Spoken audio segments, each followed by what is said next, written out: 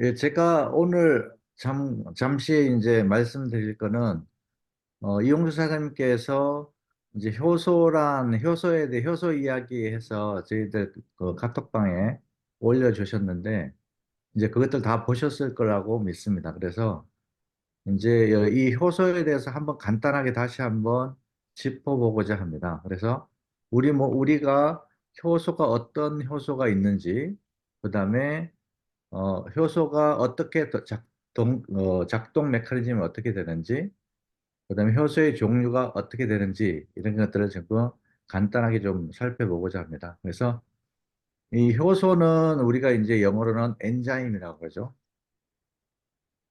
엔자임인데 어, 이 효소의 종류가 체내 효소 또는 인체 효소라고 합니다. 인체 내에서는 바딜리 엔자임이라고 그러죠. 바딜리 엔자임하고 그다음에 체외 효소는 푸드 엔자임이라고 하죠. 음식 효소. 근데 이제 이 바딜리 엔자임하고 푸드 엔자임으로 나누는데 이 바딜리 엔자임이라는 것은 뭐냐면 이제 바딜리 포텐셜이라고 해서 영어로는 그래서 잠재 효소라고 이야기를 합니다. 그래서 이 잠재 효소는 우리 인생에 살면서 한 120년 동안 쓸 수 있는 효소를 가지고 태어난다라고 이야기를 하고 있고요. 근데 이제 이 바딜리 엔자임 체내 효소는 인체 효소는 두 가지로 나눠집니다. 하나는 대사 효소와 그다음에 다른 하나는 소화 효소로 나눠지는데 이 대사 효소가 메타볼리즘에 관련된 거죠. 그다음에 소화 효소는 다이제스티브 엔자임이라고 하죠. 다이제스티브 엔자임이라고 하는데 이렇게 따지고 보면 이제 실제로 이제 바딜리 엔자임과 푸드 엔자임을 나누는데 이 푸드 엔자임의 역할은 그냥 다이제스티브 엔자임입니다. 소화 효소의 역할을 해주는 거예요. 그래서 뒤에 보면 이제 에드워드 호웰이라는 이 박사가 1898년부터 1988년도까지 계신 분인데 이분이 엔자임 뉴트리션이라고 하는 이 책을 썼어요. 그래서 이 엔자임 뉴트리션이라는 이 책 안에 보면 어, 모든 엔자임의 효소의 핵심은 생물학적 힘이다라고 이야기를 하는데 이 생물학적 힘을 다른 말로 표현을 하면 라이프 에너지나 라이프 포스나 라이프 프린시플, 바이탈리티, 바이럴 포스, 스트렝스 이런 여러 가지 그러니까 말하면 생명 에너지나 생명력 또는 활력, 힘 그다음에 신경 에너지 이런 말로도 이렇게 표현이 됩니다. 그래서 이 엔자임 에너지가 없이 우리는 사람을 보면 이 엔자임 에너지가 없다 그러면 그냥 생명력이 없는 무생물체, 바이타민이나 미네랄이나 워터나 이런 것, 프로틴이나 이런 것들이 케미칼로 그냥 이루어진 존재이다라고 이야기를 해요. 그래서 이게 엔자임이라는 것들이 우리 삶의 생명의 근원이 되고 우리 생명을 유지해주고 또 치유해지는 그런 역할을 해주는 것이 이 엔자임이라는 것을 이야기를 할 수 있고요. 그다음에 이 엔자임이 쓰여지는 이 활동 자체를 한마디로 말하자면 우리 메타볼리즘 그래서 대사라고 이야기를 할 수 있습니다. 그래서 아까 말씀드렸듯이 우리 사람이 태어날 때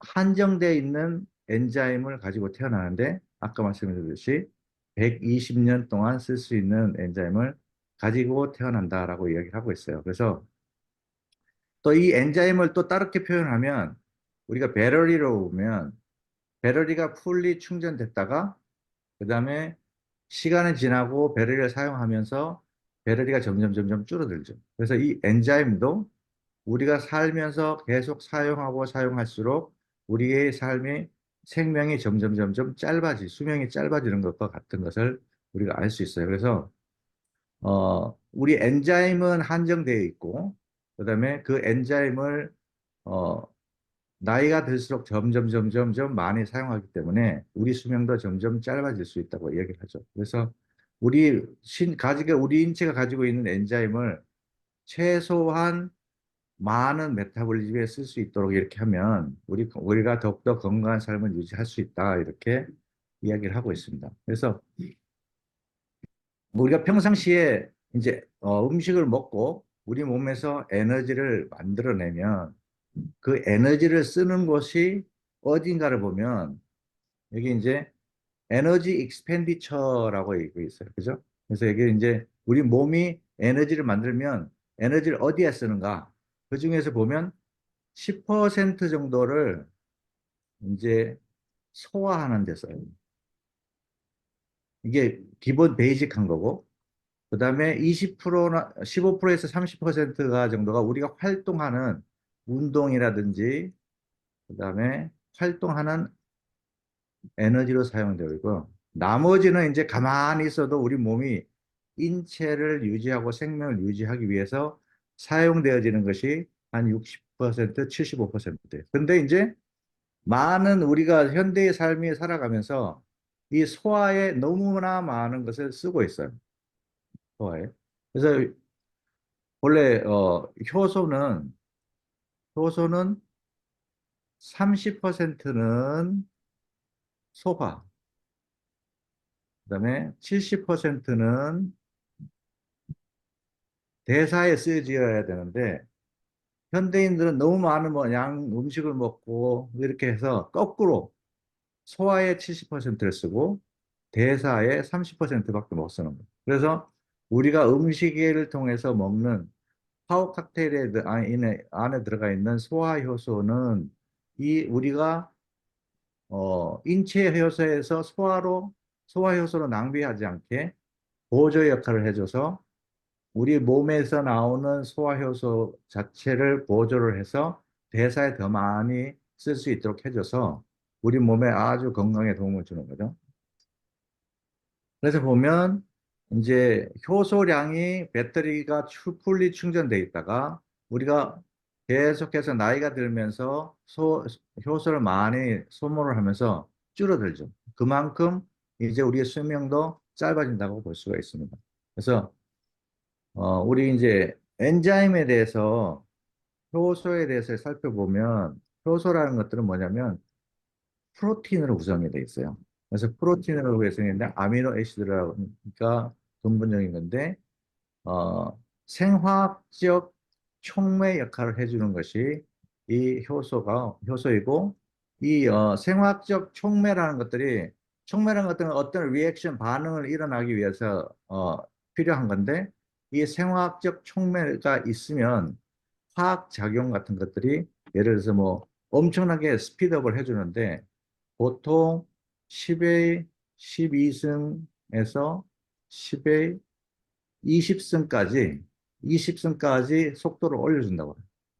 그다음에 이제 우리가 있으면 메인 효소가 있고 조효소가 있는데 조효소 같은 경우에는 비타민하고 미네랄 같은 것들이 있죠. 근데 이 조효소인 미네랄 같은 것들 경우는 똑같이 속도를 올려주는데 이 케미컬 캐탈릭스와 틀리게 그것도 한 높이를 한 10의 2승부터 10의 4승배까지 올려주는 역할을 합니다. 그래서 상당히 이 효소가 우리 몸에서 반드시 필요한 거고, 그 다음에 우리 모든 세포의 메타볼리즘에 반드시 필요한 겁니다. 그래서 이게 효소를 다시 한번 살펴보면 효소의 특성이 뭐냐면 아주 하일리 스페시픽 이게 뭐냐면 특이성이라고 하는데요. 어떤 기질에 따라서 그 기질에만 쓰여지는 거예요. 예를 들어서 이제 요 동그랗게 생긴 것이 단백질이라 그러면 요 효소는 프로테아제라든지 이런 것들이 모양에 맞춰져서 딱 맞는 특정한 어, 서브스트레이트 그러니까 기질에만 딱 달라붙는다는 말씀이죠. 그래서 네모난 게 탄수화물이다. 그러면 여기에 네모난 부분만 딱 들어와서 붙는 부분 이렇게 해서 특이성이 있고요. 그 다음에 이 효소는 어떤 케미컬 리액션에서 이 반응의 속도를 아까 말씀드렸듯이 반응의 속도를 엄청나게 어, 올려주는 역할을 해주고요. 그 다음에 이제 효소는 또 다른 특징을 하나 뭐냐면 케미컬 리액션이 일어난 이후에도 폼은 바뀌지 않아요. 바뀌지 않고 그 형태를 그대로 유지하는 거고, 그다음에 이제 효소의 작동에 의해서 효소가 작동하는 데 있어서 영향을 미치는 인자가 여러 가지가 있는데 그 중에 하나가 이제 온도예요. 온도와 그다음에 pH, 산성이냐 알칼리성이냐는 pH에 따라서 바뀌어지고, 그다음에 또 하나는 뭐냐면 어, 농도라는 것도 있습니다. 농도. 그래서 기질의 농도나 뭐 그다음에 또 활성 인자를 저해하는 인자나 이런 것들이 또 있고요. 그건 뒤에서 한번 또 살펴보도록 하겠습니다.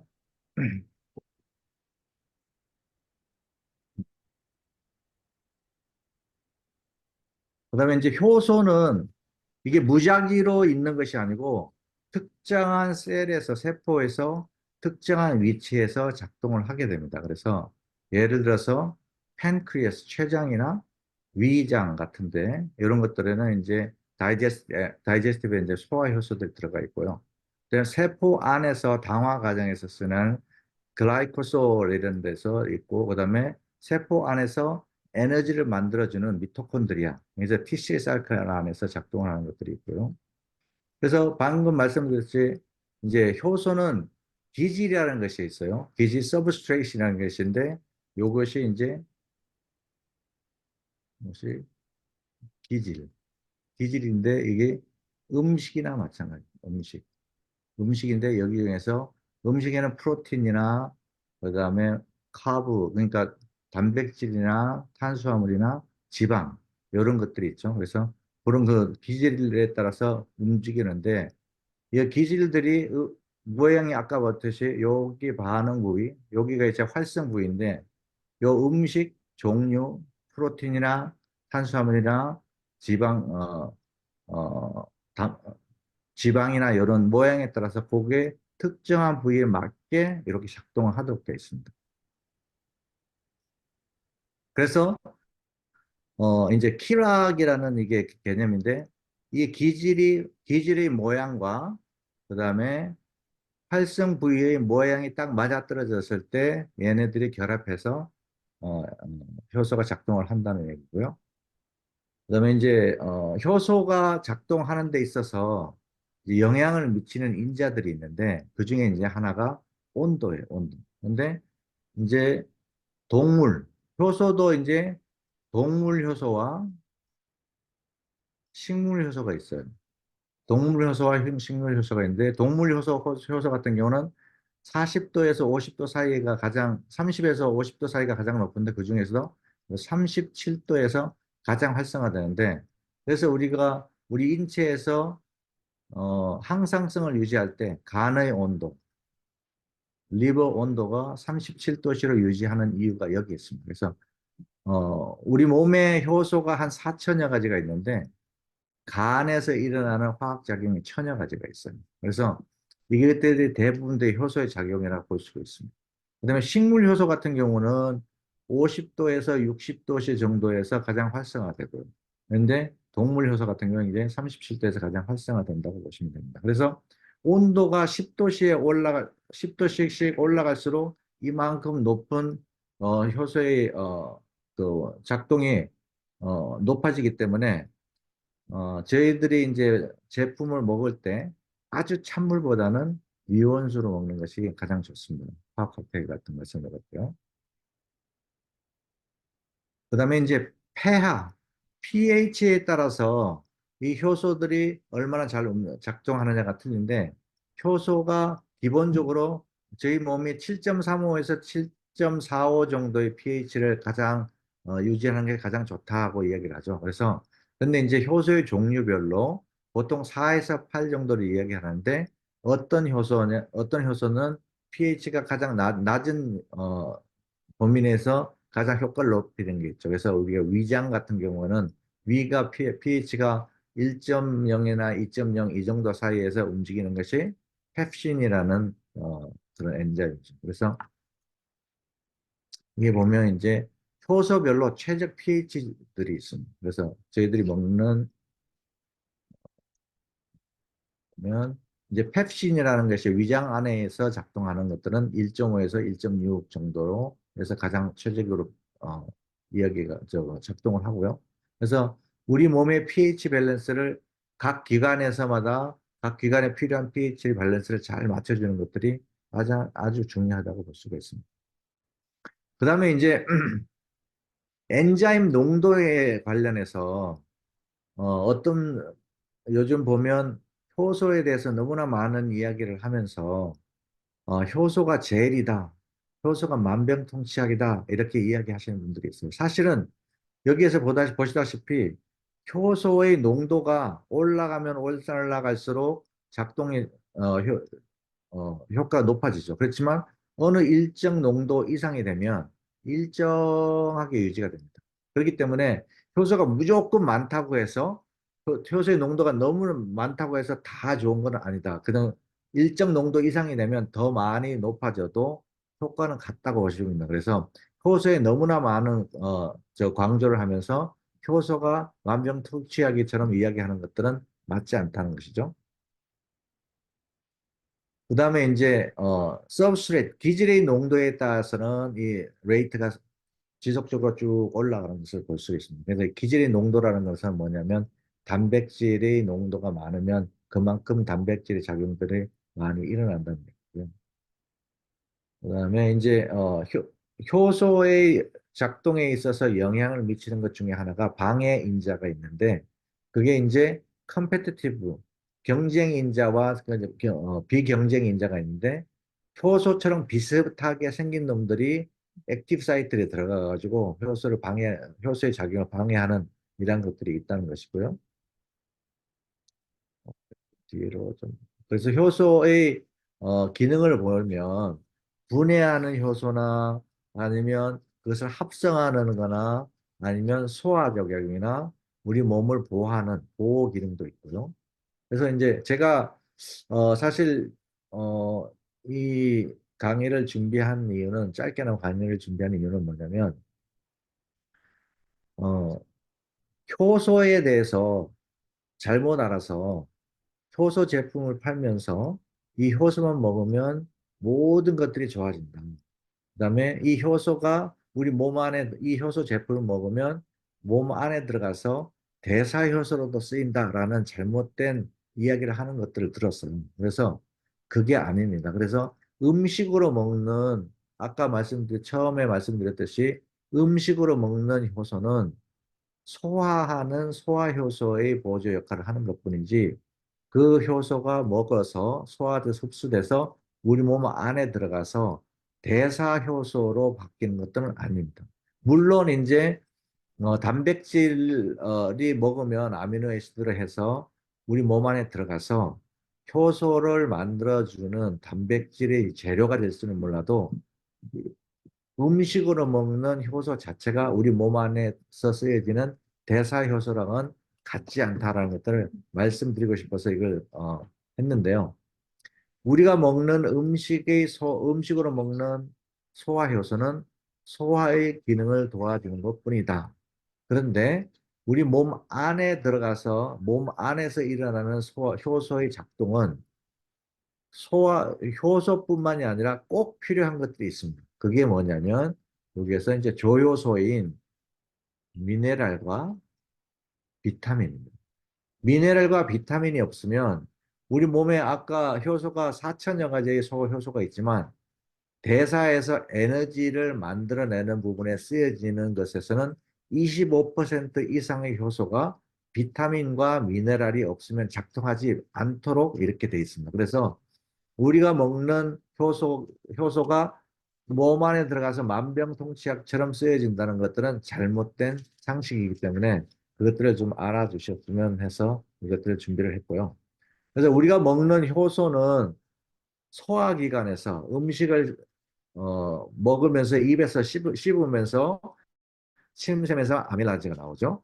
그 다음에 위장으로 가면 위에서 펩시노겐이라는 것이 나와서 위산과 결합해서 펩신이라는 소화효소가 나오고 그 다음에 그것들이 다 소화돼서 십이장으로 내려가면 담즙에서도 나오고 그 다음에 췌장에서도 나오고 각각 소장에서도 만들어진 효소들이 뭐 리파제나 프로테아제나 또 다른 아밀라제나 이런 것들이 나와서 우리가 먹는 음식물인 탄수화물, 지방, 단백질을 분화해서 탄수화물은 포도당으로 바뀌고 그다음에 지방은 지방산으로 바뀌고 프로틴, 단백질은 아미노산으로 바뀌어서 소장에서 흡수할 수 있도록 이렇게 도와주는 역할을 해줍니다.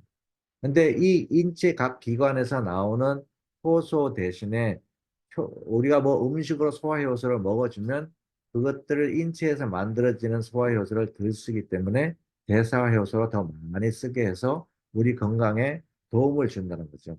그래서 음식으로 먹어주는 이 소화효소의 필요성이 있지만 그게 전부는 아니다라는 것을 말씀드리고 싶습니다. 그리고 마지막으로 이제 우리 세포 단위에서 음식을 먹으면 다 분해돼서 포도당과 지방산과 아미노산으로 분해돼서 혈혈관을 타고 모세혈관을 타고 세포에 공급이 다 되면 어떻게 쓰여지는지를 한번 잠깐 살펴보면서